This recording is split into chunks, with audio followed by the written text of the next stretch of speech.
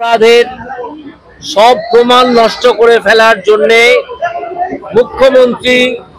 মুখ্যমন্ত্রী তার নির্দেশে পুলিশকে দিয়ে এই কাজগুলো করিয়েছেন।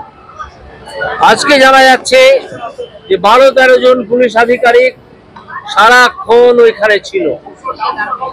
সময়ের যে তফাৎ, কখন পুলিশ জানতে পারলো, কখন এফআইআর হলো, সেই তফাতের কোনো ব্যাখ্যা আজ নেই।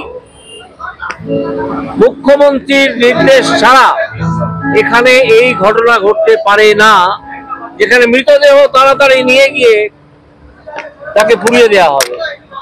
এই মৃতদেহের সেকেন্ড পোস্টমর্টেম যে করা প্রয়োজন তা সবাই বুঝতে পারছিল, কিন্তু যেহেতু মেয়েটির বাবা মাকে পুলিশ আলাদা করে রেখেছিল, মৃতদেহ নিয়ে দৌড়ে পালাচ্ছিল, তাড়াতাড়ি মৃতদেহ পুড়িয়ে দিতে হবে, না হলে আসল প্রমাণ সংগ্রহের যে ডেড বডি সেইটাকেই ধ্বংস করে দেওয়া যাবে না।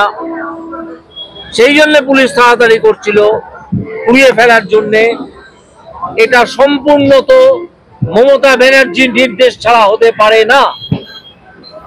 আমি তাই মমতা ব্যানার্জিকে এই মামলায় একজন অভিযুক্ত হিসেবে জিজ্ঞাসাবাদ করার জন্য সিবিআই এর কাছে দাবি জানাচ্ছি। মমতা ব্যানার্জি একজন অপরাধী, তিনি সাক্ষ্য প্রমাণ নষ্টের সব রকম কাজ পুলিশকে নির্দেশ দিয়ে করিয়েছেন, না হলে মৃতদেহটি এত তাড়াতাড়ি পুড়িয়ে দেওয়া হতো না। পুলিশ একটা ভান করে বলেছে যে সেই মৃতদেহ তার বাবা মাই দাহ করার অনুমতি দিয়েছেন।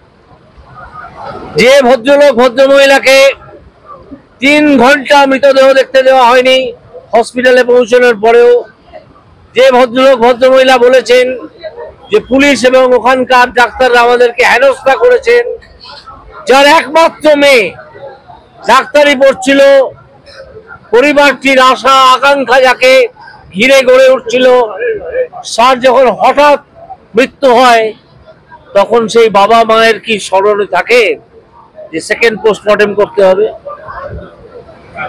আর যাদের স্মরণে ছিল বা থাকতে পারত তাদেরকে পুলিশ বাবা মায়ের কাছে ঘেঁষতেই দেয়নি, যাতে না ঘেঁষতে দিয়ে মৃতদেহটি তাড়াতাড়ি দাহ করে দেওয়া হয়। এর জন্য আমি আবার বলছি, মমতা ব্যানার্জিকে আমি অভিযুক্ত হিসেবে দেখছি এবং সিবিআই এর কাছে দাবি জানাচ্ছি, অনুরোধ নয়, এটা আমার দাবি যে মমতা ব্যানার্জিকে এখনই কাস্টডিতে নিয়ে জিজ্ঞাসাবাদ করতে হবে। এই মমতা ব্যানার্জি বারে বারে বিভিন্ন অপরাধ করে নিজেকে কোনোভাবে বাঁচিয়ে রেখেছেন। সাধারণ মানুষের ক্রোধ কোনো রাজনৈতিক পতাকা ছাড়াই ফেটে পড়েছিল 14ই আগস্ট রাতে, আজও বিভিন্ন সময় ফেটে পড়ছে। কখন সাধারণ মানুষ এইভাবে বেরোয়? আমরা সিঙ্গুর নন্দীগ্রাম দেখেছি, আমি তখন আইনজীবী। সিঙ্গুর নন্দীগ্রামেও ঠিক একইভাবে মানুষ বেরিয়ে পড়েছিল রাস্তায়, যারা জীবনে কখনো বেরোন না কোনো রাস্তায়। ধরুন একজন বৈজ্ঞানিক বা গবেষক, তিনি তার কাজেই ব্যাপৃত থাকেন। একজন আইনজীবী, তিনি তার পেশায় ব্যাপৃত থাকেন। একজন ডাক্তার, তিনি তার কাজে ব্যাপৃত থাকেন। এখন আর এই বিভাগগুলো নেই, সবাই মিলেমিশে নেমে পড়েছেন একটাই কথা বলতে, এইটা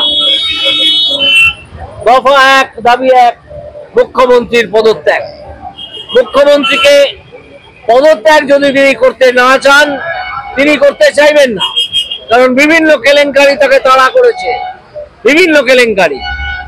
এই তাড়া করার মধ্যে দিয়ে তিনি এখন দৌড়ে কোনো রকমে বাঁচতে চাইছেন, তাকে টেনে নামাতে হবে।